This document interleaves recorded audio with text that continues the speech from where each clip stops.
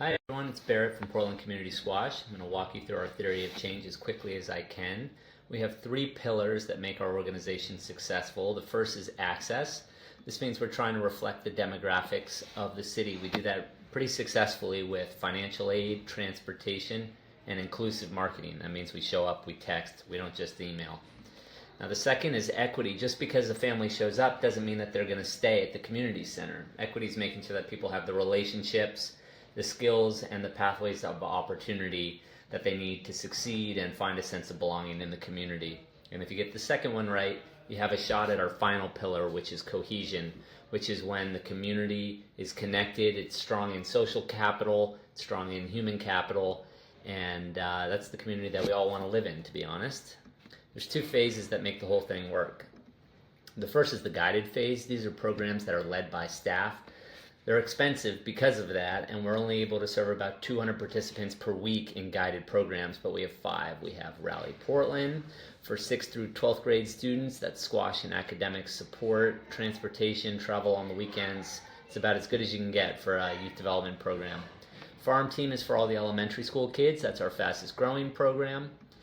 Camp Fishhawk, we do 5 weeks of summer camp in the summer, and then we also place kids in external summer opportunities. We do family squash in the evenings to engage the whole family. Maybe we'll put out dinner and get 2 families connected that might not know each other. And then we have a really robust mentor program using community volunteers and our staff to make sure that new community members are supported and thriving.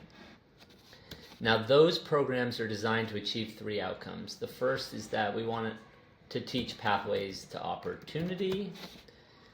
The second is getting people started with their relationships. Someone's social capital is a 70% determinant of their social mobility. Imran just walked in. Come say hi, Imran. And then lastly, we're teaching skills for health and well-being. Now, if a participant is showing that they have those 3 prerequisites, we'd say that they've hit our equity outcome. And then we are moving into self-guided programs. So self-guided programs are where individuals and families come and use the facility on their own. We have 1,700 members, 650 members on financial aid, and they're able to use the building all day long for squash, of course, events. We do a couple social events a week. Fitness, cafe, and volunteering.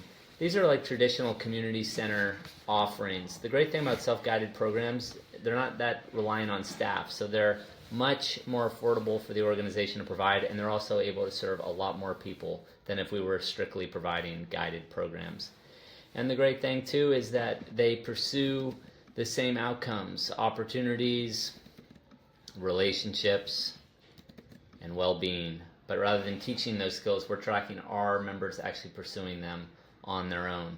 If the answer is yes, then the community starts really thriving on this cohesion outcome. Now, this might look like a bit of a mess, but we actually track this at the individual level. And so, across all of our members, this is what, the individual experience looks like. People take advantage of different programs and they hit different outcomes. And when you roll all of these individual portraits on top of each other, you get this beautiful dashboard. This is the organization's KPI. 5 guided programs, the guided outcomes, the self-guided programs, and the self-guided outcomes. And you can actually drill down into any of these programs and see how the organization performed over the last 6 months, and even drill down even further to see the trend line year over year. So you're able to do that for all of our programs, all of our outcomes. This is a really important document for the organization to decide what's in our mission, what's out of our mission, and how are we doing and holding ourselves accountable to the targets that we set. You can also dig into the human capital and social capital academic frameworks that underwrite this model. We've had some of the smartest people in the country help us develop this, and it's really a pleasure to execute it.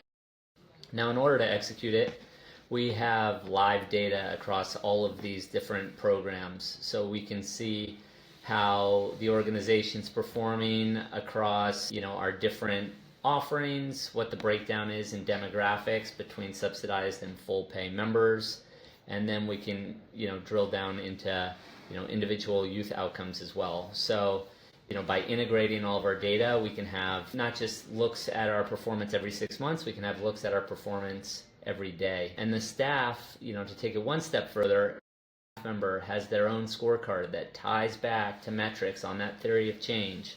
And we have monthly scorecard meetings with every staff member to see how we're performing in all of those different program areas, and also how many outcomes are, materializing across our community. I'll just say we're at the beginning of 2026 and about 90% of our KPIs are above target. So where you see blue, that's a great thing. Just a couple years ago, you would have seen a lot of red on this map, which meant we were below target.